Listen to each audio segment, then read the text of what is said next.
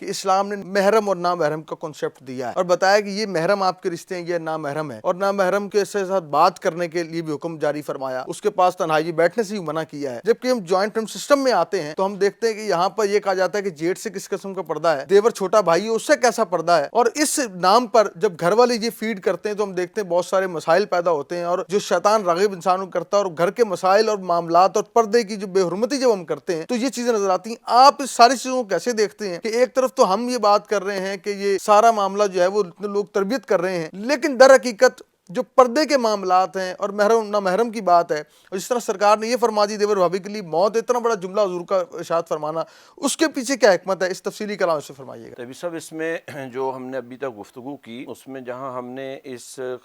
Joint family system کو یہ سمجھا کہ یہ بہترین سسٹم ہے، اچھا سسٹم ہے، اس کا یہ قطعاً مطلب نہیں تھا کہ اس کو ہم آزاد چھوڑ دیں۔ ہم نے بار بار ایک لفظ بولا کہ حدود و قیود کے اندر رہ کر یہ ہے۔ اب جہاں تک شرعی پردے کا معاملہ ہے تو یقیناً ایک دیور بھابھی کا آپس میں شرعی پردہ ہے اور پردے کا اہتمام کرنا ضروری ہے۔ اسی طرح کزنز کا آپس کے اندر پردے کا اہتمام کرنا ضروری ہے، اور اسی لمٹ کے میں رہ کے ہی آپ جوائنٹ فیملی سسٹم آگے لے چل سکتے ہیں۔ لیکن اس میں آپ اگر اس چیز کو دیکھیں کہ کیا جہاں سیپریٹ فیملی سسٹم ہے، جس بات کا آپ ڈاکٹر صاحب کی طرف اشارہ کر رہے تھے، تو وہاں کیا سیپریٹ فیملی سسٹم میں تو اور زیادہ آسان نہیں ہو جاتا وہ معاملات کہ ایک مرد جو ہے وہ اپنا گھر سے باہر گیا ہے، گھر میں اکیلی خاتون ہے، تو یہ جو معاملات ہیں یہ آج جہاں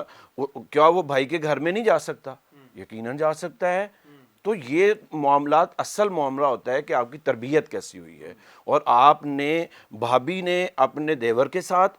رشتہ کیسا بنایا ہے، اور دیور جیٹھ نے انہوں نے اپنا رشتہ کیسے بنایا ہے۔ اب ہم جس معاشرے کو دیکھتے ہیں وہاں اگر تقدس کا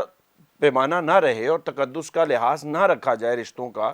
تو اس صورت میں یہ برائیاں جنم لیتی ہیں۔ اور اگر تقدس ہے تو پھر ہم نے تو اپنے گھروں کے اندر، اپنی فیملی سسٹم کے اندر اپنی بھابھی کو باجی کہتے ہوئے سنا، ہم تو باجیاں کہتے ہیں، ہم تو بہنیں کہتے ہیں، اور ماں کے برابر درجہ دیتے ہیں، یعنی بڑا درجہ، جیسے ڈاکٹر صاحب کہہ رہے تھے۔ تو اسی طرح